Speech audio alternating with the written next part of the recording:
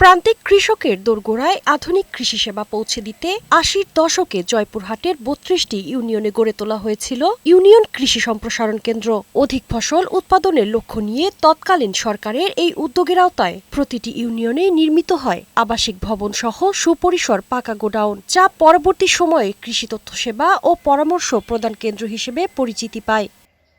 শুরুর দিকে এসব কেন্দ্রে উন্নত মানের বীজ, সার ও কীটনাশক সংরক্ষণের পাশাপাশি উপসহকারী কৃষি কর্মকর্তাদের মাধ্যমে নিয়মিত সেবা পেতেন স্থানীয় কৃষকরা। চালু থাকা অবস্থায় অনেক সুযোগ সুবিধা পেতাম।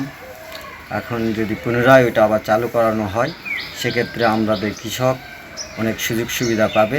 তবে সেই সোনালী দিন এখন কেবলই অতীত। অযত্ন অবহেলা আর সঠিক রক্ষণাবেক্ষণের অভাবে জেলার ৩২টি কেন্দ্রই এখন কার্যত পরিত্যক্ত। দীর্ঘকাল বন্ধ থাকায় ভবনগুলো হয়ে পড়েছে জরাজীর্ণ। কোথাও আগাছা আর লতাপাতায় তৈরি হয়েছে ভুতুড়ে পরিবেশ, আবার কোথাও ছাদ খসে পড়েছে। পরিত্যক্ত অবস্থায় এ ভবন পড়ে আছে এবং এখানে উঠতি বয়সী ছেলেরা মাদকের আড্ডায় ব্যস্ত থাকে, যার ফলে পরিবেশ নষ্ট হচ্ছে।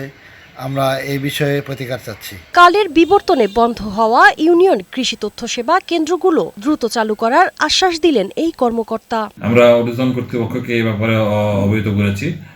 যদি আমরা এখানে ফান্ড পাই বা বরাদ্দ পাই, তাহলে এগুলো সংস্কার করলে একটি ব্যবহার করা যাবে এবং সেখানে আমরা কৃষি বিভাগের পক্ষ থেকে বিভিন্ন কাজে, বিভিন্ন ধরনের কর্মকাণ্ডে এই স্টোরগুলোকে ব্যবহার করতে পারব। উৎপাদন বৃদ্ধির পাশাপাশি প্রান্তিক কৃষকদের লোকসান ঠেকাতে বন্ধ কৃষি সেবা কেন্দ্রগুলো দ্রুত চালু করার উদ্যোগ নেবে সরকার, এমনটাই প্রত্যাশা স্থানীয়দের।